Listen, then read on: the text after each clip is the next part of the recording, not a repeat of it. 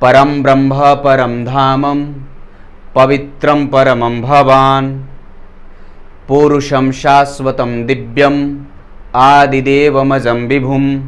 प्रिय दर्शकों नमस्कार, एक बार फिर से उपस्थित हूँ आप सबके सामने आज के कार्यक्रम में योग दुर्योगों की कड़ी को आगे बढ़ाते हुए इस गुरुवार उपस्थित हूँ हर्ष योग लेकर के। बिल्कुल छोटे से कार्यक्रम में आपको हर्ष योग, प्रायः आप परेशान हो जाते हैं अपनी जन्म कुंडली के छठे भाव को लेकर के कि क्यों और ये क्यों है, अगर है तो ये कैसा फल करने वाला है। आइए आज के कार्यक्रम में बने रहिएगा कार्यक्रम के अंतिम हिस्से तक। कार्यक्रम के आरंभ में बोले गए श्लोकार्थ भी बताऊंगा जो बिल्कुल बड़ा ही गुण है, और साथ ही साथ जानेंगे विपरीत राजयोगों में से एक बनने वाला हर्ष योग क्या फल करता है और कैसा फल करता है। बने रहिएगा हमारे साथ कार्यक्रम के अंतिम तक।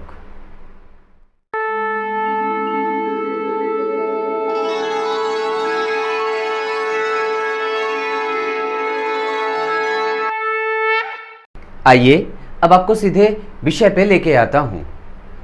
जन्म कुंडली का छठा भाव, ये वाला, जहां पे अगर आप जन्म कुंडली के पहले भाव को पूछेंगे कि जन्म कुंडली का पहला भाव या फिर जन्म कुंडली गिना कहां से जाता है, मैं कैसे जानूंगा मेरी जन्म कुंडली का पहला भाव कौन सा है।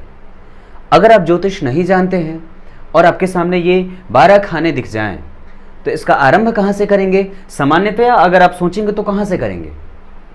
ऐसे तो आपको ये लगेगा कि आरंभ यहां से होगा, लेकिन यहीं से क्यों? क्योंकि ये केंद्र का पहला भाव है, यहीं से केंद्र का आरंभ होता है। और वस्तुतः एक बात बताऊं तो ये दो त्रिकोण से घिरा होने के कारण ये एक जो चतुर्भुज बनता है, इसी को लग्न कहा जाता है और इसी को पहला केंद्र कहा जाता है। केंद्र तो इसे भी कहते हैं, इसे भी कहते हैं, इसे भी कहते हैं, इसे भी कहते हैं, क्योंकि एक जो केंद्र है वो दो त्रिकोणों से घिरा है। ये केंद्र इस त्रिकोण से और इस त्रिकोण से, ये केंद्र इस त्रिकोण से और इस त्रिकोण से, ये केंद्र इस त्रिकोण से घिरा है और इस त्रिकोण से, ये केंद्र इस त्रिकोण से और इस त्रिकोण से। वस्तुतः केंद्र जो हैं वो त्रिकोण से घिरे हैं। एक चतुर्भुज भुजा जो है वो 3 भुजाओं से घिरी हुई है। तो ये लग्न होता है। जहां पे आप ये चतुर्भुज देख रहे हैं इसे लग्न कहा जाता है, जहां मैंने अभी गोल घेरा लगाया। यहीं से कुंडली के गिनने का आरंभ होता है। और जब आप यहां से 1 नंबर गिनेंगे तो 1 2 3 4 5 6, यहां पे 6 नंबर लिखा होगा। वस्तुतः यहां पे हमेशा 6 नंबर ही लिखा जाना चाहिए, क्योंकि काल पुरुष की कुंडली में जो परमपिता परमेश्वर की कुंडली है वो मेष लग्न की ही बनती है, 1 नंबर की राशि की। और हम उसके संतति जो किसी भी अंक से शुरू कर देते हैं अपनी कुंडली, चाहे वो मेष लग्न की हो या मीन लग्न की हो। वस्तुतः इसे 6 नंबर का भाव या छठे नंबर के भाव के रूप में जाना जाता है। ये छठा भाव जहां 6 नंबर लिखा हुआ है। अब ये भाव जो है वहां से वो किसी न किसी चीज के लिए जाना जाता है। आपके पास अगर कोई सवाल आए कि मुझे जीवन में समस्या लगातार बनी रही है और मैं लगातार मेहनत कर रहा हूं, फिर भी अनिरंतरता के साथ मेहनत का फल मिल रहा है, रेगुलर मैं अपने कामों को नहीं कर पाता हूं, अनियमित हो गया हूं, काम ठीक से नहीं चलता है और निरंतर कुछ न कुछ परेशानी बनी रहती है, तो अगर इन सभी चीज़ों का व्यवहार करना हो और विचार करना हो, रोग का विचार करना हो, प्रतियोगिता का और जीवन में आने वाली समस्याओं का विचार करना हो, तो इस भाव को जरूर देख लेना चाहिए कि ये भाव के अधिपति की स्थिति कैसी है। तो वस्तुतः जन्म कुंडली के प्रत्येक भाव में किसी न किसी प्रकार का एक योग बन जाता है, और वो योग जब बन जाता है तो वो एक विशेष तरीके का फल देने वाला भी हो जाता है।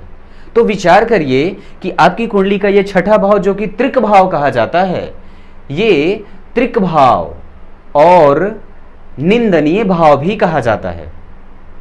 अगर यहां का अधिपति, यहां पे 1 नंबर से लेकर के 12 नंबर तक, 1 नंबर अगर बनेगा तो मेष राशि बनेगी, तो उसके अधिपति मंगल हो जाएंगे। 2 नंबर बना तो वृषभ राशि जिसके अधिपति शुक्र बन जाएंगे। 3 नंबर पे मिथुन जिसके अधिपति बुध बन जाएंगे।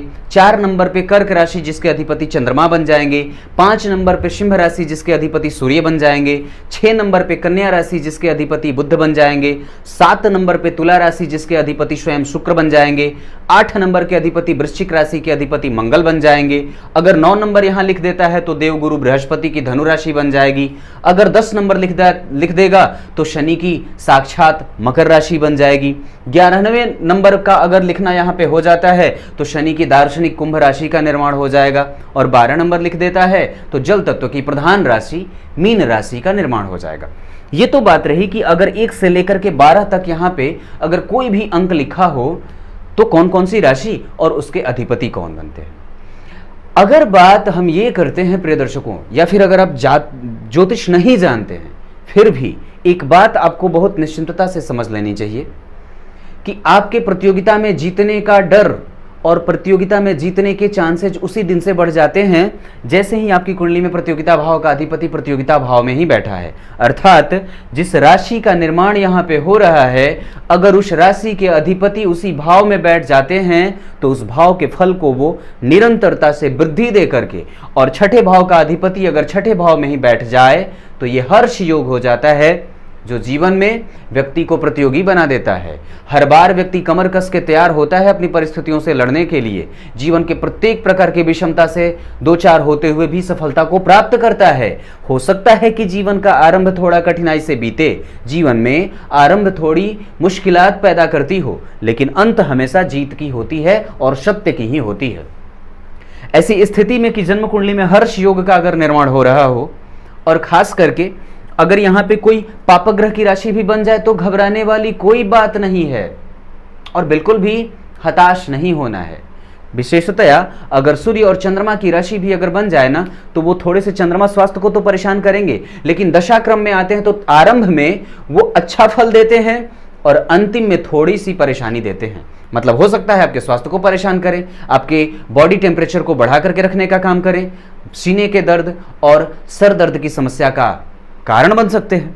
तो ये स्थितियां आपकी कुंडली में अगर सूर्य और चंद्रमा की राशि यहां बने और सूर्य और चंद्रमा वहीं बैठे हों तो थोड़े से स्वास्थ्य को परेशान करेंगे, बाकी सफलता दिलाने वाले ही होते हैं। और ऐसी स्थिति में कि जब छठे भाव का अधिपति छठे भाव में ही बैठा हो तो यह हर्ष योग बनाता है और व्यक्ति के जीवन में प्रत्येक प्रकार की विषम परिस्थितियों से जीने के बाद उसे फलीभूत और 100% सफलता देने वाला। आप कभी भी इस बात को लेकर के चिंतित मत होइएगा कि मेरी कुंडली में छठा भाव अच्छा बन रहा है या कमजोर या खराब। वह निश्चित रूप से अपना फल टाइम पे करेगा। आप अपना काम करते जाइए, बस आप अपने कमर की बेल्ट मजबूत रखिए और कमर को कस के रखिए, क्योंकि परिस्थिति कहीं ऐसी ना हो कि आपका दम सरक जाए। उसको बना करके रखना है। अपने क्षमता को हमेशा जागृत करके रखने से आपके जीवन की जो प्रतिस्पर्धा होती है ना, उसका भाव कम हो जाता है और वो कहीं ना कहीं आपको सफलता को देने वाला ही हो जाता है। हर्ष योग, विमल योग और सरल योग, ये ऐसे कुछ योग हैं जिनका आने वाले दिनों में मैं और चर्चा करूंगा। ये जन्म कुंडली में बन जाते हैं तो तमाम प्रकार की परेशानियों के देने के साथ साथ ये उससे भी ज्यादा सुख और विपरीत परिस्थिति का दर्शन कराने के बाद ही व्यक्ति को सफलता देते हैं। ये जीवन के आरंभ में थोड़ी सी कठिनाई जरूर देंगे, क्योंकि ये भाव जो है वो थोड़ा सा ऑब्स्टेकल का है, परेशानियों का है, लेकिन उसके बाद की स्थिति आपके पक्ष में आती है। मतलब एंड जो होता है वो हैप्पी एंडिंग का होता है। गीता के संवाद में जब भगवान कृष्ण और अर्जुन का संवाद हो रहा था तो साक्षात जो अर्जुन थे वो भगवान कृष्ण के ही एक रूप थे, और भक्तों में तो भगवान ने यह भी कहा है कि मैं अर्जुन ही हूं, धनुर्धारियों में मैं अर्जुन ही हूं, जिनकी वाणों में मैं तिष्ठित होता हूं वो मैं ही हूं और वो अर्जुन का ही वाण है। तीर धनुष का मालिक अर्जुन यही कहते हैं कि आप ही तो परम दिव्य स्तोत्र हैं और आप ही तो जपे जाते हैं मंत्रों के द्वारा, आप ही दिव्य ब्रह्म हैं, आप ही ऋषि हैं, आप ही तीर्थ हैं और आप ही सब कुछ हैं। आप ही विभिन्न ऋषियों के रूप में इस धरा पे जन्म और अवतरण लेते हैं। आप ही मंदिरों में पूजे जाते हैं और आप ही पूजते भी हैं। तो भला कौन होगा जो हर जगह उपस्थित है? जो हर जगह उपस्थित है वही ब्रह्म है, और हम मनुष्य उसे अपने नेत्रों पे पट्टी इतनी मजबूत की बांध लेते हैं और बांध बैठे हैं कि छोड़ते भी नहीं, अपने वास्तविक स्थिति को कभी समझने का प्रयास ही नहीं करते हैं, और हमेशा परमात्मा को संदेह की दृष्टि से देखने की गलती कर बैठते हैं। जो कि हर जगह है वो हर जगह ही है, और वो हर रूपों में व्याप्त और विद्यमान है। कुछ इसी तरीके से आज के कार्यक्रम का समापन करते हैं। तब तक के लिए इजाजत दीजिए, कल एक बार फिर से उपस्थित होंगे आप सबके सामने। तब तक के लिए नमस्कार।